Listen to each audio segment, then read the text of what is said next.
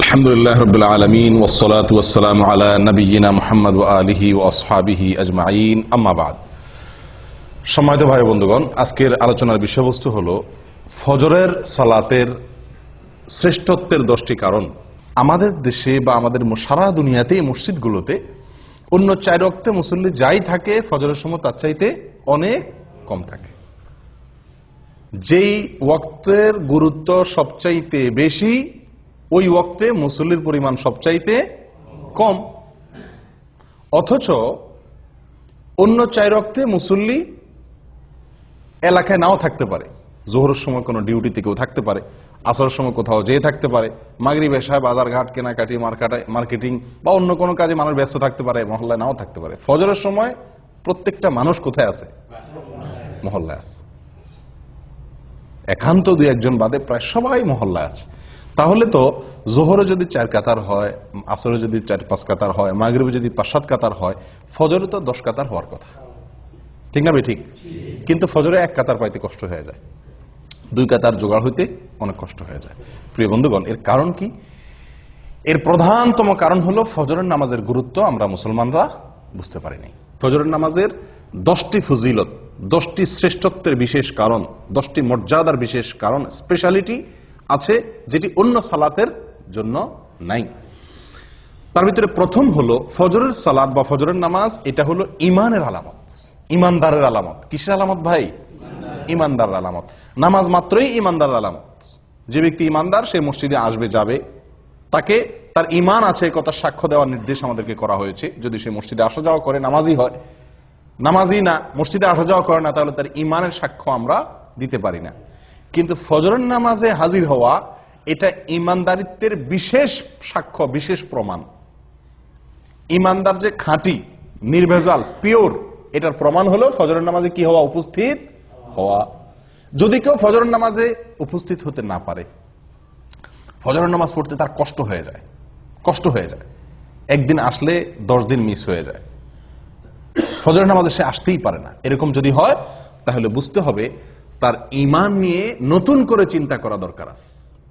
তার ঈমানের ভিতরে যথেষ্ট ঘাপলা আছে। নবী সাল্লাল্লাহু আলাইহি ওয়াসাল্লাম বলেছেন, আবু হুরায়রা রাদিয়াল্লাহু তাআলা থেকে বর্ণিত, বুখারী এবং মুসলিমের হাদিসে আসছে, তিনি বলেন, লাইসা সালাতুন আথকালা আলাল মুনাফিকিনা মিনাল ফজরি ওয়াল ইশা লাউ ইয়ালামুনা মা ফিহিমা লাআতাউহুমা ওয়ালাউ হাবওয়ান। ফজর এবং এশার নামাজ, এই 2 ওয়াক্ত নামাজ মুনাফিকদের উপরে পড়া সবচেয়ে কষ্টের। অন্য কোন নামাজ পড়তে মুনাফিকদের এত কি হয় না? কষ্ট হয় না। মুনাফিক কারা ভাই? মুসলমানের বেশভূষা ধারণ করছে, সমাজে টিকতে হয় তাই মুসলমানের সাথে সব কাজ তাল মিলায়া করে, কিন্তু তলে তলে তার ভিতরে কি নাই? ভিতরে ঈমান নাই। একে বলা হয় মুনাফিক। এই মুনাফিকের ব্যাপারে নবী সাল্লাল্লাহু আলাইহি ওয়াসাল্লাম বলছেন যে লাইসা সালাতুন আথকালা আলাল মুনাফিকিনা মিনাল ফজরি ওয়াল ইশা। ফজর এবং এশা, অন্য বর্ণনায় আসছে ফজর এবং আসর, কিন্তু সর্বাবস্থায় ফজরের কথা আগে বলা আছে। এই ফজরের নামাজ এটা মুনাফিকের জন্য এই নামাজে উপস্থিত হওয়া কষ্টসাধ্য। যার এই নামাজে উপস্থিত হওয়া সুযোগ হয় না, তৌফিক হয় না, কষ্ট হয়, বুঝতে হবে সেই ব্যক্তির ঈমান নিয়ে যথেষ্ট করে প্রশ্ন তোলার সুযোগ আছে। আমি কি বুঝাতে পারছি প্রিয় ভাইয়েরা? তাহলে ফজরের নামাজে উপস্থিত হওয়া এটা কিসের আলামত? ঈমানদারের আলামত। ফজরের নামাজে উপস্থিত না হইতে পারা কিসের আলামত? মুনাফিকের আলামত। মুনাফিকের জন্য এটা কঠিন হয়ে যায় উপস্থিত হইতে পারাটা। তাহলে অন্য সালাত, জোহরের ব্যাপারে এটা বলা হয় নাই যে জোহরের নামাজে মুনাফিকরা আসতে কষ্ট হয়। জোহরের নামাজে 1 নম্বর, 2 নম্বর, 3 নম্বর, 4 নম্বর সব কিসিমের, 3rd class, 2nd class, 1st class সব কিসিমের মানুষ কি জোহরে আসতে পারে, মাগরিবে আসতে পারে। বুঝে আসছে কথা? কিন্তু ফজরের নামাজ এটা এমন একটা নামাজ যে এই নামাজে যে মুনাফিক 2 নম্বরই করে আসে, মানুষ দেখাইতে আসে, সে এই ভোর রাত্রে আরামের ঘুম ফালায় আসাটা খুব বেশি সহজ না। যদি কেউ আসতে পারে, বোঝা যাবে সেই লোকটা হলো খাঁটি ইমানদার, তার ভিতরে ঈমান আছে। প্রিয় ভাইরা, তাহলে এই কোষ্টি পাথরে আজকে যাচাই করলে বহু লোক ইমানদারিত্বের পরীক্ষায় উত্তীর্ণ হওয়া কঠিন হয়ে যাবে। ইমানদারিত্বের প্রমাণ দেওয়া অনেকের জন্যই কি কষ্টকর হয়ে যায়। প্রিয় ভাইরা, তাহলে ফজরের নামাজের প্রথম ফজিলতের বিষয় হলো এটি ইমানদারের আলামত। কার আলামত? ইমানদার আলামত। ফজরের নামাজে উপস্থিত হইতে পারা মুনাফিকি থেকে মুক্তির একটি অন্যতম উপায়। আপনি মুনাফিকি থেকে নিজে মুক্ত, এটা প্রমাণ করার অন্যতম উপায় হলো ফজরের নামাজে কি হওয়া, উপস্থিত হতে পারা।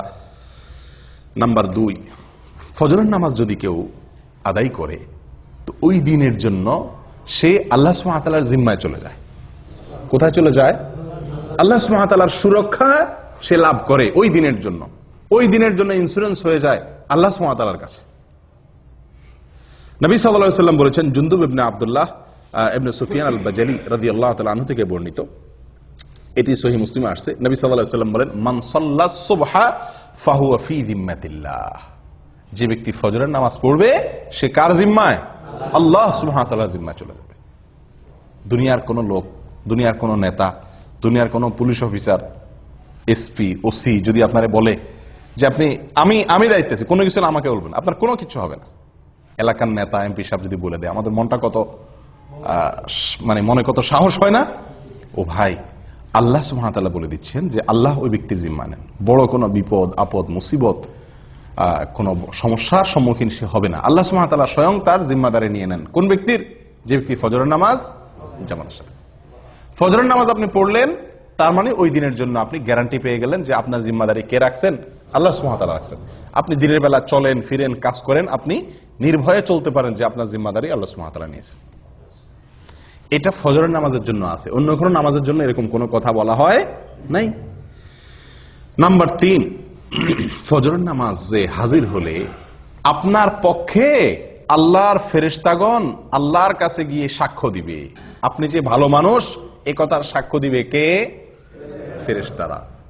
আল্লাহ সুবহানাহু ওয়া তাআলা তো জানেন আপনি ফজরের নামাজ পড়ছেন, কিন্তু তারপরেও আল্লাহর ফেরেশতাগণ গিয়ে আপনার পক্ষে ওকালতি করবে, আপনার পক্ষে গিয়ে সাক্ষ্য দিবে যে আল্লাহ আপনার বান্দাকে আমরা নামাজে দেখে আসছি। নবী সাল্লাল্লাহু আলাইহি ওয়াসাল্লাম বলেছেন, এটিও বুখারী মুসলিমের হাদিস, আবু হুরায়রা রাদিয়াল্লাহু তাআলা থেকে বর্ণিত, তিনি বলেন, ফেরেশতারা, দিনের ফেরেশতারা এবং রাতের ফেরেশতারা উভয়ে পালা বদল করে দুনিয়াতে ডিউটি করতে আসে আসমান থেকে। একদল ফেরেশতা আসে দুনিয়াতে, সারা পৃথিবীতে তারা বিচরণ করে। তারা আসমান থেকে নামে কখন? ফজরের সময়। তারা দিনের বেলা ডিউটি করতে আসে। আরেকদল ফেরেশতা সারা রাত ডিউটি করেছিল, তারা ফজরের সময় উপরে উঠে যায়। আবার তারা আসরের সময় আসে, দিনের বেলা যারা ছিল তারা দিনের শিফটে ডিউটি করার পরে তারা আসরের সময় আবার আসমানে উঠে যায়। এই যে ফেরেশতাদের পালা বদল হয়, 2 ওয়াক্ত সালাত, ফজর এবং আসর, এই 2 ওয়াক্ত সালাত হলো ফেরেশতাদের ডিউটি বদলের সময়। আর এই সময়ে যদি আপনি ফজরের নামাজে হাজির হন, তো এই ফেরেশতারা যখন আল্লাহর কাছে চলে যায়, তখন আল্লাহ তাআলা জিজ্ঞেস করেন তাদেরকে যে আমার বান্দাদেরকে কি অবস্থায় রেখে আসছো? বুঝা আসছে কথা? অমুককে অমুককে অমুককে অমুককে এদেরকে কি অবস্থা রেখে আসছো?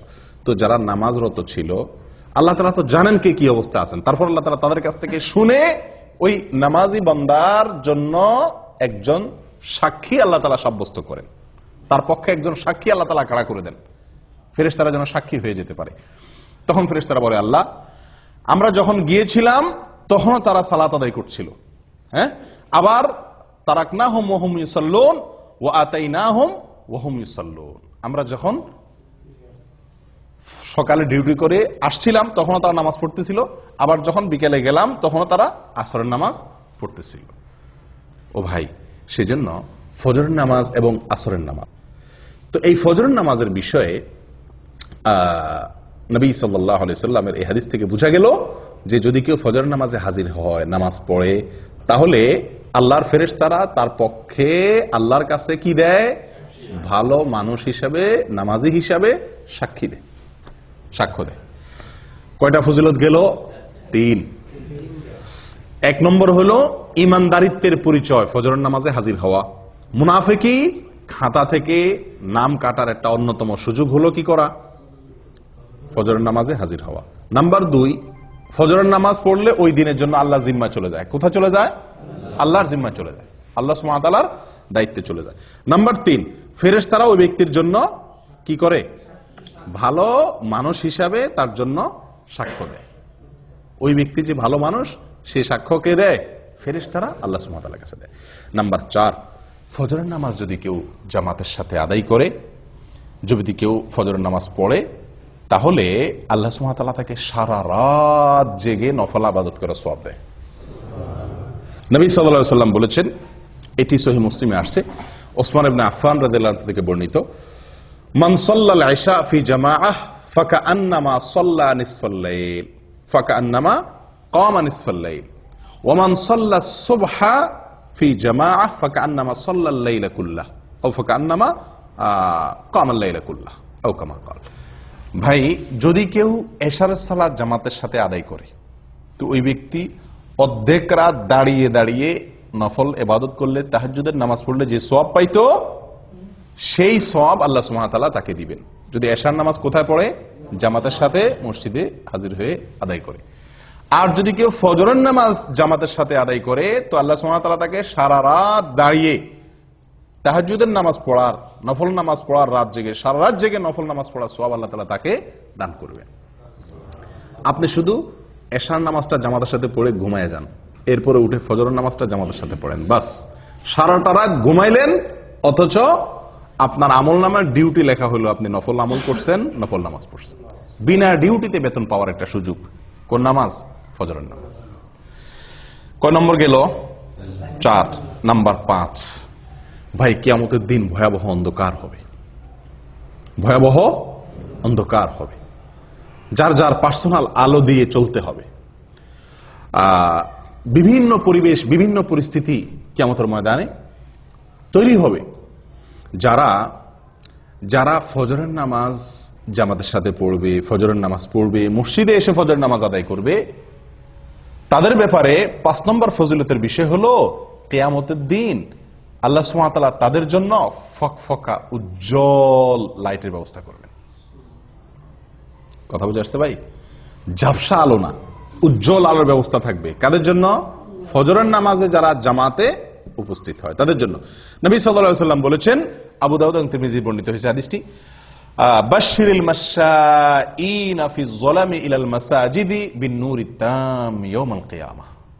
যারা পায়ে হেঁটে হেঁটে ভোরে ভোরে সূর্য ওঠার আগে অন্ধকারের মধ্যে, আলো আঁধারের মধ্যে যারা পায়ে হেঁটে হেঁটে মসজিদে আসে কষ্ট করে, সুসংবাদ দিয়ে দাও ওই সমস্ত আল্লাহর বান্দাদেরকে।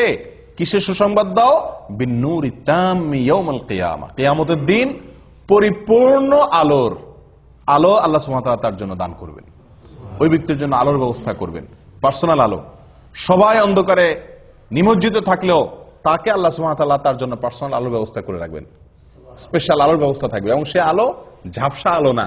আপনি হাঁটবেন ফজরের সময় আলো আঁধারের আলো দিয়া, কিন্তু কিয়ামতের দিন আল্লাহ তাআলা যে আলো দিবেন তার বিনিময়ে এই যে কষ্ট করে অন্ধকারে হাঁটলেন, সে আলো হবে কি? অনেক ফকফকা, অনেক পরিষ্কার ঝকঝকে পরিপূর্ণ আলো, যেটাকে বলা হয়। যদি কি করা হয় ভাই? ফজরের নামাজ জামাতের সাথে আদায় করা হয়, অন্ধকারে কষ্ট করে আলো আধারিতে আপনি হেঁটে মসজিদ পর্যন্ত আসেন। নাম্বার 6, ফজরের নামাজ যদি কেউ আদায় করে তো তার বিনিময়ে আল্লাহ সুবহানাহু ওয়া তাআলা তাকে জান্নাতের সবচেয়ে বড় পুরস্কার দান করবেন। জান্নাতের সবচেয়ে বড় পুরস্কার কি ভাই? না, সেটা তো আছেই। জান্নাতের ভিতরে মানুষ যত পুরস্কার, যত নেয়ামত আল্লাহ তাআলা দিবেন, হুর আইন দিবেন, আল্লাহ সুবহানাহু ওয়া তাআলা তাদের জন্য যে কোনো ফল দিবেন, যা চাইবে তারা তা পাবে। কত নেয়ামত থাকবে না? দুধের নহর প্রবাহিত হবে, মদের নহর প্রবাহিত থাকবে, দুনিয়ার নাপাক গান্দা মদ না, পবিত্র মদ। যাই হোক, অনেক নেয়ামতের আল্লাহ তাআলা ব্যবস্থা করবেন জান্নাতীদের জন্য। আল্লাহ সুবহানাহু ওয়া তাআলার যে নেয়ামতে জান্নাতীরা সবচেয়ে বেশি খুশি হবে, যে নেয়ামতের জন্য জান্নাতীরা সবচেয়ে বেশি লালায়িত থাকবে, কোনটা সেটা? আল্লাহ দিদার, আল্লাহর সাক্ষাৎ, আল্লাহর সাক্ষাৎ। জান্নাতীদের সবচেয়ে বড় চাহিদা থাকবে যেন তারা কি করতে পারে? আল্লাহ সুবহানাহু ওয়া তাআলাকে একটু সরাসরি দেখতে পারে। যারা ফজরের নামাজ নিয়মিত পড়ছে, সব সময় ফজরের নামাজ পড়ছে এবং আসরের নামাজ পড়ছে, ফজরের নামাজ এবং আসরের নামাজ পড়ছে, এরা আল্লাহ সুবহানাহু ওয়া তাআলাকে দেখবে কিরকম জানেন? পূর্ণিমার চাঁদ, পূর্ণিমার চাঁদে, পূর্ণিমার রাতে আকাশের চাঁদ কিরকম দেখা যায়? চাঁদের 1 তারিখ, 2 তারিখ, 3 তারিখ, 4 তারিখ, 5 তারিখ এই দিনগুলোতে চাঁদ এত স্পষ্ট, এত ক্লিয়ার দেখা যায়। কিন্তু পূর্ণিমার রাতে চাঁদ কিরকম দেখা যায়? নবী সাল্লাল্লাহু আলাইহি সাল্লাম বলেন, পূর্ণিমার রাতে চাঁদ যেভাবে তোমরা দেখো পরিষ্কার, যারা সূর্য ডুবার আগে এবং সূর্য ওঠার আগের যে নামাজ, সূর্য ডুবার আগের নামাজ হলো আসর, আর সূর্য ওঠার আগের নামাজ হলো কি? ফরজ। নবী সাল্লাল্লাহু আলাইহি ওয়াসাল্লাম বলেন এই নামাজগুলো যাতে না ছুটে, এই নামাজগুলো যেন না ছুটে, সম্ভব হলে তুমি সেই দিকটার প্রতি ভালো করে কি করো, খেয়াল করো, লক্ষ্য রাখবে যাতে এই নামাজগুলো না ছুটে। তাহলে কি হবে? ওই আল্লাহ সুবহানাহু ওয়া তাআলাকে জান্নাতের সবচেয়ে বড় নিয়ামত, আল্লাহ তাআলাকে একেবারে স্পষ্টভাবে পরিষ্কার করে দেখার সুবর্ণ সুযোগ পাওয়া যাবে। আল্লাহ তাআলা আমাদের সকলকে সেই নিয়ামত দান করেন। 7 নম্বর পুরস্কার, ফজরের সালাত যারা পড়বে এবং বিশেষ করে জামাতের সাথে, তাদের জন্য জাহান্নাম থেকে মুক্তি। ওহ, কত বড় বড় পুরস্কার এক একটা। 7 নম্বর পুরস্কার কি রে ভাই? জাহান্নাম থেকে মুক্তির পরোয়ানা পাওয়া যাবে, জাহান্নাম থেকে মুক্তির পরোয়ানা পাওয়া যাবে। নবী সাল্লাল্লাহু আলাইহি ওয়াসাল্লাম বলেছেন, এটি সহিহ মুসলিমের হাদিস, লাইন ইয়ালিজান নার আহাদুন সাল্লা ক্বাবলা তুলুইশ শামসি ওয়া ক্বাবলা গুরুবিহা। ওই ব্যক্তি কখনো জাহান্নামে প্রবেশ করবে না। কিছু লোক আছে না ভাই, জাহান্নামে যাবে, ইমানদার যেহেতু, জাহান্নামের শাস্তি ভোগ করার পরে সে কোথায় আসবে? জান্নাতে আসবে। না, এরকম না। একবারে প্রথম চান্সে আপনি জান্নাতে যেতে পারবেন, ফার্স্ট চান্সে আপনি জান্নাতে যেতে পারবেন। জাহান্নামে যে সেখান থেকে এসে জান্নাতে ঢোকা লাগবে না। লাই আলিজা, কখনো প্রবেশ করবে না জাহান্নামে ওই ব্যক্তি, যে ব্যক্তি সাল্লা ক্বাবলা তুলুইশ শামসি ওয়া ক্বাবলা গুরুবিহা, যে ব্যক্তি সারা জীবন সব সময় চেষ্টা করছে ফজর এবং আসর এই 2 ওয়াক্ত নামাজ এর ব্যাপারে যত্নশীল ছিল, এই 2 ওয়াক্ত নামাজের ব্যাপারে গাফলতি করে নাই, এই ব্যক্তি জাহান্নামে কখনো কি হবে না? প্রবেশ করবে না। ও ভাই, কত বড় বড় পুরস্কার এক একটা, লক্ষ্য করছেন? ফজরের নামাজের বিনিময়ে, আল্লাহু আকবার। আর এই নামাজটাতে আমরা সমাজের সবচেয়ে বেশি সংখ্যক লোক গাফেল থাকি, শুয়ে থাকি, অলসতা করি। কেউ হয়তো বলতে পারেন, আরে ভাই, এই যে জাহান্নাম থেকে মুক্তির জন্য কত আমলই তো আছে, এটা করলে জাহান্নাম থেকে মুক্তি, এটা করলে জাহান্নাম থেকে মুক্তি, ওইটা করলে জাহান্নাম থেকে মুক্তি, অনেক আমলের কথা আপনারা শুনছেন না? তো এতগুলার কি দরকার আছে? যে কোনো একটা করলে তো জাহান্নাম থেকে মুক্তি পাওয়া যায়, এরকম কারোর মনে প্রশ্ন আসতে পারে। তাদেরকে বলবো, ভাই, দুনিয়ার কোন আদালতে আপনি যদি আসামি হয়ে যান, তাহলে আসামির খাতা থেকে নাম কাটানোর জন্য আপনি কতগুলো পথ ধরেন? যত পথ আছে সবগুলা পথ ধরেন না? পয়সা রেডি রাখেন, যদি লাগে পয়সা দিয়া মামলা ডিসমিস করাইতে হবে। রাজনৈতিক কোন লিঙ্ক যদি থাকে, কাউকে দিয়ে হেলো করায় যদি ছাড়া পাওয়ার সুযোগ থাকে, তাহলে লিঙ্ক কোথায় কোথায় আছে সেগুলো খুঁজেন, কি খুঁজেন না।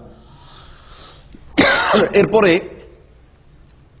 আপনার নিজেকে নির্দোষ প্রমাণ করার জন্য কাগজপত্র যেগুলো জোগাড় করা দরকার সেগুলো জোগাড় করেন।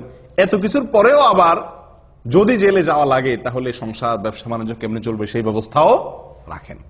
অর্থাৎ আপনার সাধ্যে যতগুলো ওয়ে আছে সকল ওয়ে আপনি অবলম্বন করেন, উদ্দেশ্য যেন মামলাটা ডিসমিস করানো যায় দুনিয়ার আদালতে। ঠিক না ঠিক? ও ভাই, আখেরাতের আদালতে কোনো মামুখালু চলবে না, ঘুষ ঘাস চলবে না, হায় হেলো চলবে না। সেই জায়গাতে মুক্তির জন্য, সেই জায়গায় মুক্তি তো চিরকালের জন্য মুক্তি, সেই জায়গায় ধরা তো চিরকালের জন্য ধরা, তারপরে আর কোনো কোর্ট নাই, আদালত নাই। তাহলে সেখান থেকে মুক্তির জন্য একজন ইমানদার মানুষ যেই আমল শুনবে যে এই আমল করলে জাহান্নাম থেকে বাঁচা যাবে, খপ করে সেই ওই আমলটাকে ধরবে। ঠিক না বেঠিক? যে বিশ্বাস করবে জাহান্নামকে, সে তো একটা দুইটা ওয়ে অবলম্বন করে এটা বলবে না, তুষ্ট হবে না যে ঠিক আছে তো জাহান্নাম থেকে বাঁচার জন্য যে একটা কাজ করছি তো খালাস হয়েছে তো, এরকম করবে। বরং কারণ আমার সেটার মাধ্যমে যে আমি জাহান্নাম থেকে মুক্তি পাবো, আমার সে আমলটা যে সলিড হয়েছে, পিওর হয়েছে, আল্লাহর কাছে গ্রহণযোগ্য হয়েছে, তার কোনো গ্যারান্টি তো নাই। এই জন্য যতগুলো ওয়ে আছে জাহান্নাম থেকে বাঁচার জন্য, তার সবগুলো অবলম্বন করবে একজন ইমানদার মানুষ। অতএব ফজরের নামাজে হাজির হওয়া, ফজরের নামাজ নিয়মিত পড়া, এটি জাহান্নাম থেকে মুক্তির একটি অন্যতম উপায়। এবং এখানে শব্দটি লাই ইয়ালিজান নার, নবী সাল্লাল্লাহু আলাইহি ওয়াসাল্লাম বলেছেন লাই ইয়ালিজান না, কখনো জাহান্নামে প্রবেশ করবে না। আল্লাহু আকবার। তাহলে বোঝা যায় ফার্স্ট চান্সে সে কোথায় চলে যাবে? জান্নাতে চলে যাবে। আল্লাহ আমাদের সকলকে তৌফিক দান করেন।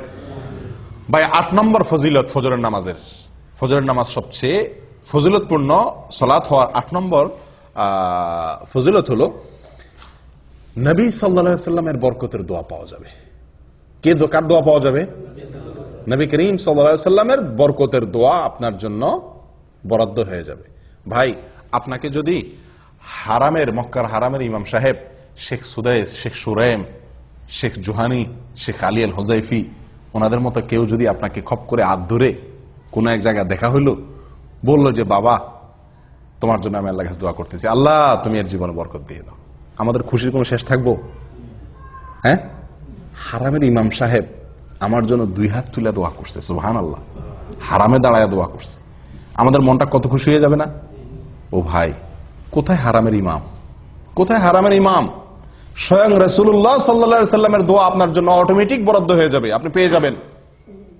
কি করলে? ফজরের নামাজ আদায় করলে।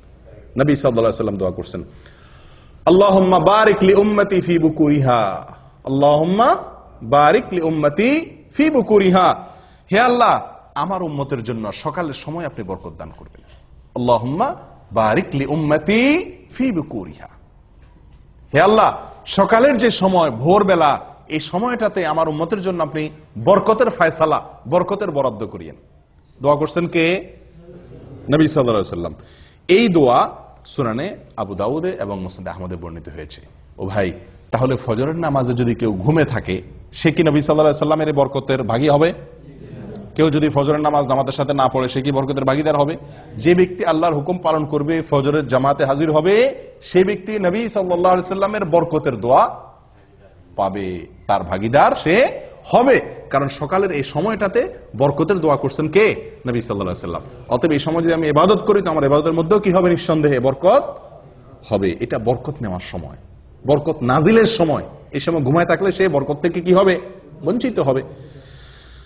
8 নম্বর ফজিলত গেল। 9 নম্বর হলো ভাই, দুনিয়া এবং দুনিয়ার মধ্যে যা কিছু আছে, দেখেন এক একটা পুরস্কার দেখেন, সুবহানাল্লাহ, ফজরের নামাজের বিনিময়ে।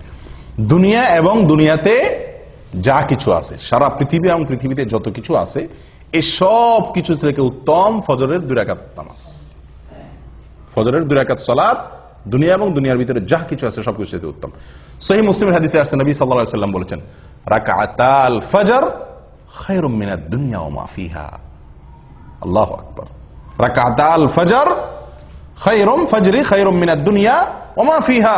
ফজরের 2 রাকাত নামাজ দুনিয়া এবং দুনিয়ার ভিতরে যা কিছু আছে সব কিছুর মালিক হওয়ার চাইতে, সকল কল্যাণের চাইতে বেশি কল্যাণের, বেশি মর্যাদার, বেশি শ্রেষ্ঠ ফজরের 2 রাকাত নামাজে, ফরজ নামাজে হাজির হওয়া বা ফজর নামাজ পড়া। কথা বুঝতে পারছি ভাই?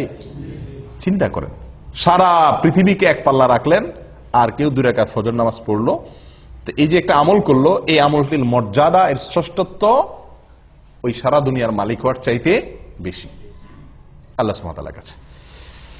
কয় নম্বর গেল ভাই? 9 নম্বর। 10 নম্বরটা হলো দুনিয়াবি। শেষের 3টাই দুনিয়াবি বলা যেতে পারে, দুনিয়াবি লাভ। প্রথম যে 3টা বলছিলাম সেগুলো হলো আখিরাতের লাভ, প্রথমগুলা। শেষের 3টা নবী সাল্লাল্লাহু আলাইহি সাল্লামের বরকতের দোয়া সকালবেলা সময়টার জন্য। তারপরে যায় দুনিয়া এবং দুনিয়ার মধ্যে যা কিছু আছে সবচাইতে উত্তম হওয়া। 3 নম্বর হলো মানসিক প্রফুল্লতা অর্জন হবে। ফজরের নামাজ যদি কেউ পড়ে, তাহলে কি হবে ভাই? মানসিক প্রফুল্লতা অর্জন হবে, মনটা ফুরফুরা হয়ে যাবে, মনটা ভিতরে এক ধরনের স্ফূর্তি অনুভব হবে, ঝরঝরা লাগবে, নিজেকে কি লাগবে? ঝরঝরা লাগবে, নির্ভার লাগবে, ফুরফুরা লাগবে, যদি আপনি কি করেন? ফজরের নামাজ আদায় করেন। এবং এই পুরস্কারটি একেবারে বাস্তবিক, অর্থাৎ এই পুরস্কারটি আমরা নিজেরা সরাসরি ফিল করতে পারি, অনুভব করতে পারি, এরকম পুরস্কার। এটার জন্য অপেক্ষা করতে হবে না যে আপনি মারা যাবেন তারপরে পাবেন, না, এটা নগদ পুরস্কার। ফজরের নামাজের নগদ পুরস্কার হলো শেষের পুরস্কারটা। সেটা কোনটা?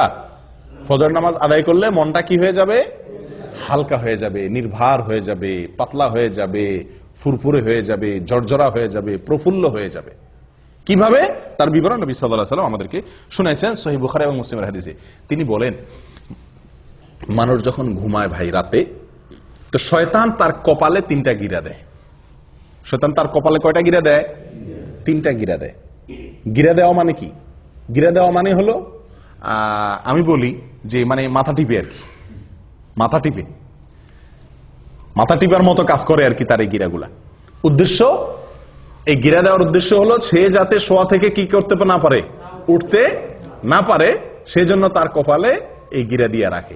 এই গিরা দিলে হয়তো মানে কিভাবে সে গিরা দেয়, গিরা তো আর দেখা যায় না, হয়তো বা মানুষের যাতে ঘুম আরামের সাথে আসে বা অলসতা আসে, এই জাতীয় কোনো অদৃশ্য গিরা দেয় কে? শয়তানে, চিরশত্রুয়ে, চিরশত্রুয়ে, চিরদুষ্টুয়ে আমাদের মাথা কপালে 3টা গিরা দেয় ঘুমাইলে। এরপরে যখন ফজরের সময় হয়, ভোরবেলা হয়, আল্লাহর কোনো বান্দা যদি তার ভিতরে ইমানের শক্তি থাকে, তার ভিতরে যদি কি থাকে, ইমানের শক্তি থাকে, আর কোন রকম একটু সাহস করে বাহাদুরের মতো কম্বলটা ফেলা দিয়ে এরকম উঠতে পারে, তো সঙ্গে সঙ্গে শয়তান মিয়ার একটা গিরা কি হয়ে যায়, খুলে যায়। শয়তানের কি হয়ে যায়, একটা গিরা খুলে যায়। গিরা দিয়ে দিলে শরীরটা ভার হয়ে যায়, উঠতে পারে না, অলসতা লাগে, মজা লাগে। আপনারা লক্ষ্য করে দেখেন, অন্য কোন সময়ের ঘুম এত মজার হয় না, ঠিক ফজরের সময়ের ঘুমটা যত কি হয়, মজার হয়। এর মানে কি? এর মানে হলো ওই দুষ্ট শয়তান হয়তো শরীর টিপে, বুঝে আসছে কথা? এত আরাম করে ঘুমটা আসে, সারা রাত যার ঘুম না আসে তারও ঘুম আসে কখন? ফজরের সময়, ঠিক না ঠিক? এর মানে কি? এর মানে হলো শয়তানের সর্বশক্তি নিয়োগ করে সে, যাতে আপনি ফজরের সময় মসজিদে যেতে না পারেন। আসরে যান, বাধা দিতে পারলো না, তার এত বেশি টেনশন নাই। মাগরিবে গেছেন, এশায় গেছেন, জোহরে গেছেন, পারলো না সে ঠেকাইতে, এত বেশি টেনশন নাই। কিন্তু ফজরে আপনাকে ঠেকাইতে পারলে তার বিশাল লাভ, আপনাকে জাহান্নামে নেওয়ার জন্য অনেক দূর সে আগে গেল। এই জন্য সে তার সর্বশক্তি প্রয়োগ করে 3টা গিরা দেয়, যাতে ফজরের সময় আপনি হাজির হইতে না পারেন। এই জন্য তো এই গিরা খায়া বেশিরভাগ মুসল্লি মসজিদে আসতে পারে না। ফজরের সময় এই 3 গিরা খায়া শয়তানের বান্ধন খুলে আর আসার মতো ইমানের শক্তি থাকে না। ও ভাই, যদি আল্লাহর কোনো বান্দা যদি ফজরের সময় সাহস করে, হিম্মত করে, যখনই শয়তান তার মনে ওয়াসওয়াসা দেয়, হাদিসে আসছে শয়তান কানে কানে বলে, আমাদের মনের মধ্যে বলে, কি বলে? লাইলুন তওয়িল ফারকুদ, আর রাত এখনো কি অনেক লম্বা, আরো ঘুমা, আরেকটু ঘুমা। আপনি লক্ষ্য করে দেখছেন, ফজরের আজান হয়ে গেছে, তখনও কম্বলটা টাইনে আমরা গায়ে দেই, ঠিক না? 20 মিনিট পরে জামাত দাঁড়াবে, উযু করতে 10 মিনিট চলে যাবে, উঠে যাই না, তখনও কম্বলটা আমরা টেনে গায়ে দেই। কারণ কি? ওই যে শয়তান আমাদের মাথায়, মনের ভিতরে ওয়াসওয়াসা ঢুকাই দিছে যে কি, লাইলুন তওয়িল ফারকুদ, রাত অনেক, এখনো অনেক সময়, তুই আরেকটু ঘুমা। সারা রাত ঘুমাইলেন, 4 ঘন্টা, 5 ঘন্টা, 6 ঘন্টা ঘুমাইলেন, কিন্তু এই 5 মিনিট না ঘুমাইলে আপনি মরে যাবেন না, কিন্তু মনে হয় যে 5 মিনিট না ঘুমাইলে মনে মরে যাবেন, এরকম লাগে না ওই সময় উঠতে? কারণ শয়তান তার সর্বশক্তি প্রয়োগ করে গিরা তো দেয়, এরপর আপনার কানে কানে ফিসির ফিসির করে বলে। আসলেই আপনি লক্ষ্য করে দেখেন, মনে হয় যে কেউ একটা বলে মনে মনে যে অনেক সময় আছে এখন, ঠিক না ঠিক? ও ভাই, তো আল্লাহর কোনো বান্দা যদি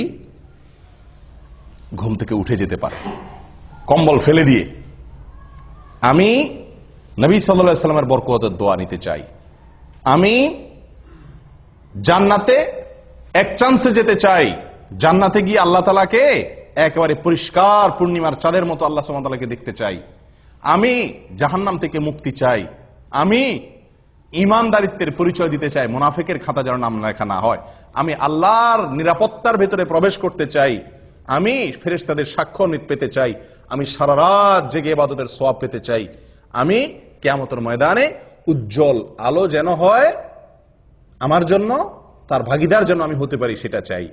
এই কথাগুলো মাথায় রেখে যদি আপনি কম্বলটারে কি করতে পারেন, ফেলে দিতে পারেন, এবং এই হাদিসটা মাথা রাখতে পারেন, নবী সাল্লাল্লাহু আলাইহি ওয়াসাল্লাম বলেছেন, ফজরের সময় শয়তান যে গিরা দেয় এবং আপনারে মজার ঘুম পাড়ানোর চেষ্টা করে, এটা যদি আপনি মাথায় রেখে ঝেড়ে ফেলে উঠে যেতে পারেন, সঙ্গে সঙ্গে একটা গিরা শয়তানের খুলে যায়।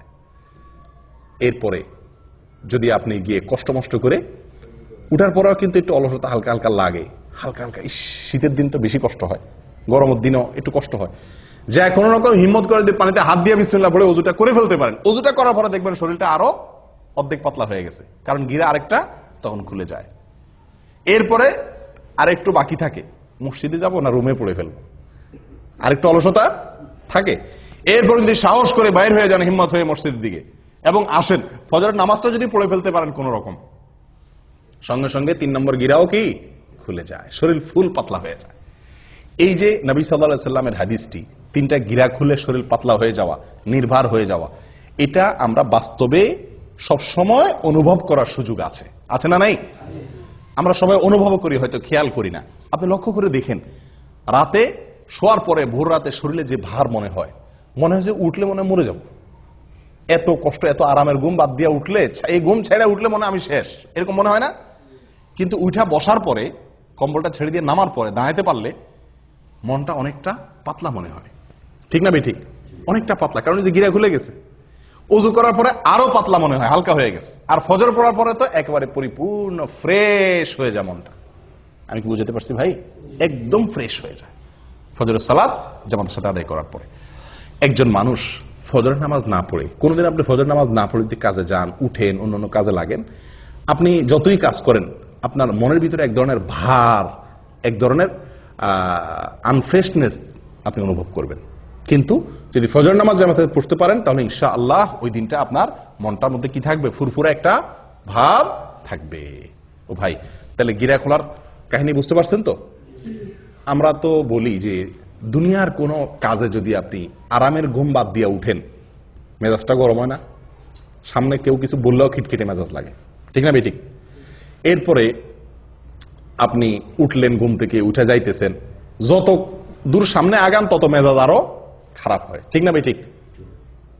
আপনি ঘুমের মধ্যে আছেন, হঠাৎ করে আপনার মালিকে বসে ফোন দিয়ে বসছে, এই তাড়াতাড়ি আসো। আপনি ফোন কাইটা উঠলেন, ঘুমটা খুব জমছিল, শীতের দিন, উঠে বাইরে হয়েছেন, যতদূর সামনে আগান মেজাজ আরো গরম হয় না? আস্তে আস্তে বাইরে আসছেন, উফ আরো ঠান্ডা, আরো মেজাজ আরো গরম হয় না? শরীরটাতে এক ধরনের মানুষ অপ্রস্তুতি ভাব চলে আসে, মানুষের মধ্যে বিরক্তির ভাব চলে আসে, ঠিক না ভাই ঠিক? কিন্তু যদি কেউ ফজরের নামাজ জন্য উঠে, এই প্রত্যেকটা কাজের পরে উঠলো, ওযু করলো, নামাজ পড়লো, পটপট করে শরীরটা আরো কি হতে থাকে? পাতলা হতে থাকে। কারণ যে শয়তান ওটাকে ভার করে রাখছে, আল্লাহ সুবহানাহু ওয়া তাআলা ইবাদতগুলোর মাধ্যমে তাকে আল্লাহ তাআলা কি করে দেন? পাতলা করে দেন। তাহলে ভাই, যদি কেউ ফজর নামাজ আদায় করে, নবী সাল্লাল্লাহু আলাইহি ওয়াসাল্লাম বলেছেন ফাসবাহা নাশীতান তিবান নফস, ফজর নামাজ আদায় করতে পারলে তিনি গিরা খুলে গিয়ে সে ব্যক্তি হাসি খুশি, প্রফুল্ল এবং পবিত্র মন নিয়ে তার দিনটা শুরু করে। আর যদি কেউ ফজর নামাজ না পড়তে পারে, ওয়া ইল্লা আসবাহা খাবিসান নফসি কাসলান, সারাটা দিন তার শরীর মেজমেজ, অলসতা এগুলা করতে করতে চলে যায়। আপনি পরীক্ষা করে দেখেন।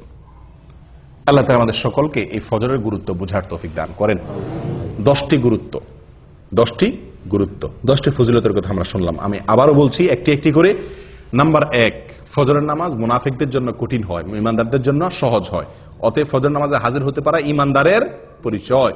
নাম্বার 2, ফজর নামাজে হাজির হলে তার জিম্মাদারি কে নেয়? আল্লাহ সুবহানাহু ওয়া তাআলা নেন। ওই দিনের জন্য আল্লাহ জিম্মাদারি নিয়ে নেন, আল্লাহর নিরাপত্তার ভিতরে সে প্রবেশ করে যদি ফজর নামাজ আদায় করে। নাম্বার 3, ফেরেশতারা আল্লাহ সুবহানাহু ওয়া তাআলার কাছে গিয়ে ওই ব্যক্তির পক্ষে কি দেয়? সাক্ষ্য দেয় যে সে সালাত আদায় করছে, ভালো কাজ করছে। নাম্বার 4, যদি কেউ ফজর নামাজ জামাতের সাথে আদায় করে তো আল্লাহ সুবহানাহু ওয়া তাআলা তাকে সারা রাত দাঁড়িয়ে তাহাজ্জুদের নামাজ পড়ার সওয়াব, নফল নামাজ পড়ার সওয়াব দান করেন।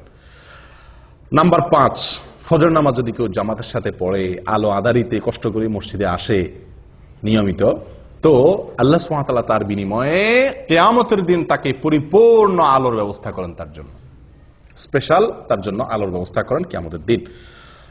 6 নম্বর পুরস্কার হলো আল্লাহ সুবহানাহু ওয়া তাআলাকে দেখা জান্নাতীদের সবচেয়ে বড় পুরস্কার, সবচেয়ে বড় পুরস্কার। এই পুরস্কারটি সে শুধু পাবে তা নয়, পূর্ণিমার চাঁদ যেরকম মানুষ দেখতে পারে পূর্ণিমার রাতে, আল্লাহ সুবহানাহু ওয়া তাআলাকে সে এরকম পরিষ্কার ভাবে দেখতে পারবে। এবং সে না, সব জান্নাতীরা কেউই ভিড় করবে না আল্লাহকে দেখার জন্য। দেখার জন্য একটা জিনিস দেখতে গেলে, অনেক লোক দেখতে গেলে ভিড় করে অনেক সময় দেখা লাগে না, আল্লাহ সুবহানাহু ওয়া তাআলাকে সেরকম ভিড় করে দেখতে হবে না। এক কথা, আল্লাহ সুবহানাহু ওয়া তাআলার সাথে সাক্ষাৎ নসিব হবে, দিদার নসিব হবে। কি করলে? ফজর নামাজ জামাতের সাথে আদায় করলে, নিয়মিত আদায় করলে। 7 নম্বর আমল ভাই, 7 নম্বর আমল হলো জাহান্নাম থেকে মুক্তির পরোয়ানা পাওয়া যাবে। কোত্থেকে? জাহান্নাম থেকে মুক্তি। ওই ব্যক্তি জাহান্নামে প্রবেশ করবে না যে ব্যক্তি আসর এবং ফজরের নামাজের যত্ন করবে, নবী সাল্লাল্লাহু আলাইহি ওয়াসাল্লাম তাকে পরামর্শ দিয়েছেন আমাদেরকে, তোমরা যদি সম্ভব হয় চেষ্টা করো যেন আসর এবং ফজরের নামাজ কখনো না ছুটে তোমাদের। বুঝে আসছে কথা? তাহলে কি হবে? নবী সাল্লাল্লাহু আলাইহি ওয়াসাল্লাম বলেছেন জাহান্নামে প্রবেশ সে ব্যক্তি করবে না। 8 নম্বর আমল হলো সকালের সময়ের জন্য নবী সাল্লাল্লাহু আলাইহি ওয়াসাল্লাম কি করছেন? দোয়া করেছেন। কিসের দোয়া করছেন? বরকতের দোয়া করেছেন। তো এই ফজরের সময়টা, এই সময়টার জন্য নবী সাল্লাল্লাহু আলাইহি ওয়াসাল্লাম বরকতের দোয়া করছেন। কেউ যদি ফজরের নামাজ পড়ে উঠে আল্লাহর ইবাদত করে তাহলে সে নবী সাল্লাল্লাহু আলাইহি ওয়াসাল্লামের কেমন যেন সে কি হলো? বরকতের ভাগীদার হয়ে গেল। এই টাইমে যে কাজ করবে ওই কাজে তার বরকত হবে। 9 নম্বর হলো ভাই, ফজরের নামাজের 2 রাকাত ফরজ নামাজ আদায় করা দুনিয়া এবং দুনিয়ার মধ্যবর্তী সব কিছুর মালিক হওয়ার চাইতে বেস্ট এবং শ্রেষ্ঠ সম্পদশালী সে ব্যক্তি হয়ে গেল। 10 নম্বর হলো ফজর নামাজ যদি জামাতের সাথে আদায় করেন তাহলে মনটা প্রফুল্ল হয়ে যাবে, হাসি খুশি হয়ে যাবেন, নির্ভার হয়ে যাবে, পাতলা হয়ে যাবে এবং এভাবে আপনার সারাটা দিন কাটবে। কয়টা ফজিলত গেল? 10টা। 11 নম্বর একটা সম্পূরক ফজিলতের কথা বলি, সেটাও দুনিয়াবি ফজিলত। সেটা হলো স্বাস্থ্যের দিক থেকে একজন মানুষ যদি ফজর নামাজে উঠে অনেক রোগ বালাই থেকে আল্লাহ তাআলা তাকে হেফাজত করেন। যে ব্যক্তি সকালে ঘুমায় থাকে ওই ব্যক্তির চাইতে যে ব্যক্তি সকালে উঠে ওই ব্যক্তির জন্য স্বাস্থ্যগত দিক থেকে সে ব্যক্তি অনেক বেশি ভালো থাকে। দেখুন আমাদের ইয়েতে উর্দুতে একটা প্রবাদ বা হিন্দিতে একটা প্রবাদ আছে, সুবাহ কি হাওয়া হাজার বিমারিও কি দাওয়া। সকালবেলার হাওয়া এটা হাজার হাজার রোগের ঔষধ। একজন মানুষ যদি ফজরের নামাজের সময় উঠে ফজরের নামাজের সময় মসজিদে আসে পায়ে হেঁটে, তাহলে সকালে হাওয়া তার গায়ে লাগবে কি লাগবে না? যে ঘুমা রয়েছে 7টা-8টা বাজে উঠছে তার তো এই নসিব হয় নাই। তাহলে স্বাস্থ্যের জন্য এটা কি অত্যন্ত ভালো, সকালে ফজর নামাজ জন্য উঠতে পারা। ও ভাই, আমাদের বিশেষ করে প্রবাসে এবং দেশেও বহু লোককে দেখা যায় ফজরের নামাজ পড়ে। কখন পড়ে? সূর্য ওঠার পরে, মানে তার মন মতো। সোজা কথা, সকাল 7টা অথবা 8টা বাজে ফজরের নামাজ পড়ে। আবার হাদিসও দেয় অনেকে। হাদিস কি? নবী সাল্লাল্লাহু আলাইহি ওয়াসাল্লাম বলেছেন, মান নামা আন সালাতিন আও নাসিয়াহা ফালইউসাল্লিহা ইযা যাকারাহা ফাইন্না যালিকা ওয়াক্তুহা।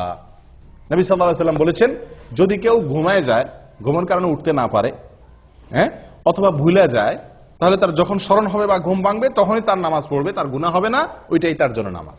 বাহ! এই হাদিস দেখা 12 মাস বহু লোক আছে ওই ফজরের নামাজের সময় উনি ঘুমায় থাকেন।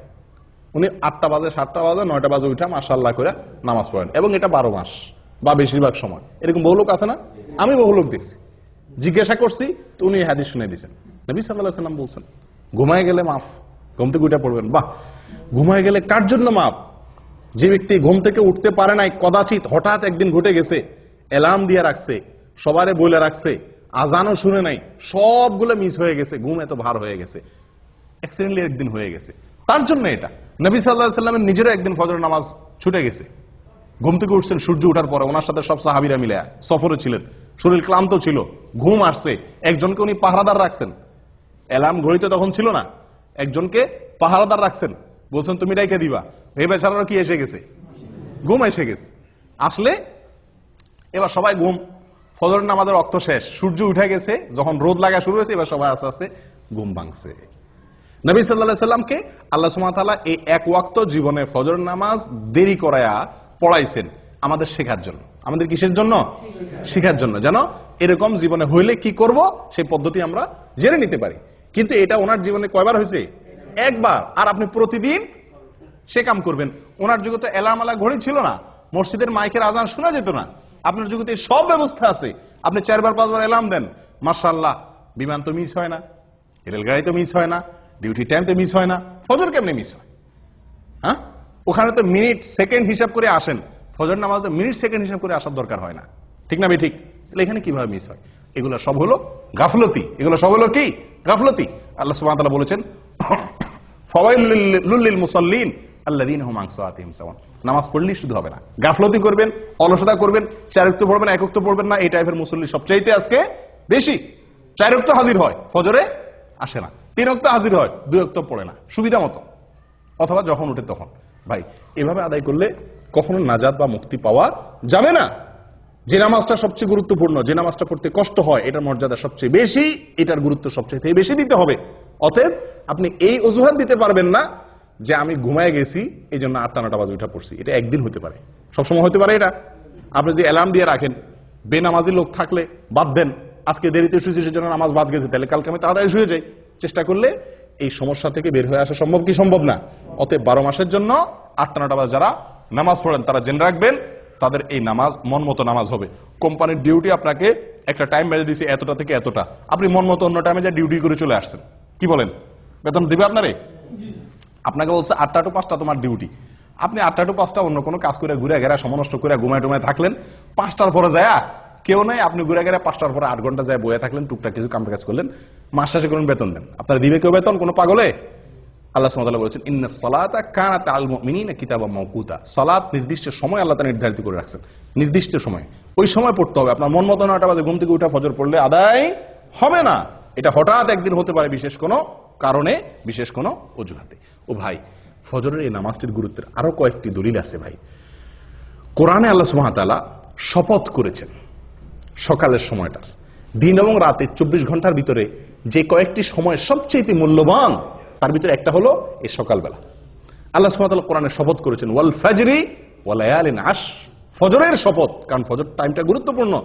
আল্লাহ সুবহানাহু ওয়া তাআলা বলেছেন ওয়াস সুবহি ইযা আসফার, বলছেন কি বলেন নাই? সকালের শপথ, কারণ সকালের টাইমটা গুরুত্বপূর্ণ, ভোরের টাইমটা। আল্লাহ সুবহানাহু ওয়া তাআলা এরকম কোরআনে বহু জায়গায় এরকম নির্দেশ করেছেন। এক জায়গায় বলেছেন ওয়াসাব্বিহ বিল আশিয়্যি ওয়াল ইবকার, সকালে এবং সন্ধ্যায় এই দুই টাইমে আল্লাহর পবিত্রতা বর্ণনা করো, ইবাদত করো, নামাজ পড়ো। ও ভাই, তাহলে এই টাইমটার গুরুত্ব বোঝা গেছে তো? অতএব এই টাইমটার প্রতি যত্ন রাখতে হবে। ভাই, ফজর নামাজ পড়তে কষ্ট কেন হয়? এর প্রধান কারণ হলো রাতে দেরিতে শোয়া। ফজরের নামাজ জামাতের সাথে পড়তে না পারা, টাইম মতো পড়তে না পারা, উঠতে না পারার মূল কারণ কি? রাতে দেরিতে শোয়া। আমাদের আয়েশা বলেছেন নবী সাল্লাল্লাহু আলাইহি ওয়াসাল্লামের বিষয়ে যে কানা ইয়াকরাহুন নাওমা ক্বাবলা আল ইশা ওয়াল হাদিসা বাদা, নবী সাল্লাল্লাহু আলাইহি ওয়াসাল্লাম এশার আগে কথা বলা এটা তার খুব অপছন্দের কাজ ছিল। এশার আগে ঘুমানোটা অপছন্দের কাজ ছিল, আর এশার পরে কথাবার্তা বলাটা তার অপছন্দের কাজ ছিল। দিনই কথা, স্বামী স্ত্রীর কোনো দরকারি কথা, এটা ছাড়া অন্য কোনো কথা তার পছন্দ ছিল না। আর আমাদের আড্ডাবাজি শুরুই হয় কখন? এশার পরে, 11টা 12টা 1টা বাজে। তো এই বাঁচতে বাঁচতে শুতে শুতে যদি দেরি হয়, এই জন্য ফজরের সময় উঠতেও কি হয়ে যায়? কষ্ট হয়ে যায়। ভাই, আমার নামাজ আমার জান্নাত, আমার নামাজ আমার জীবন, আমার নামাজ আমার জাহান্নাম থেকে মুক্তির কারণ, আমার এই ফজর আমার কিয়ামতের দিনের আলো, আমার এই ফজর আমার নবীর দোয়া, আমার এই ফজর এটা ফেরেশতাদের সাক্ষ্য আমার পক্ষে পাওয়া, আমার এই ফজর মানে আমার সারাদিনের গ্যারান্টি আল্লাহর কাছ থেকে নিয়ে নেওয়া। এত বড় ফজিলতের আমল, এটা আমাকে ফজরের সময় করতে হবে। এটা যদি মাথায় থাকে তাহলে রাতে শুইতে কি হবে না? দেরি হবে না। আল্লাহ তাআলা আমাদের সকলকে তৌফিক দান করুক। জাযাকুমুল্লাহ ওয়া আখিরু দাওয়ানা আলহামদুলিল্লাহি রাব্বিল আলামিন।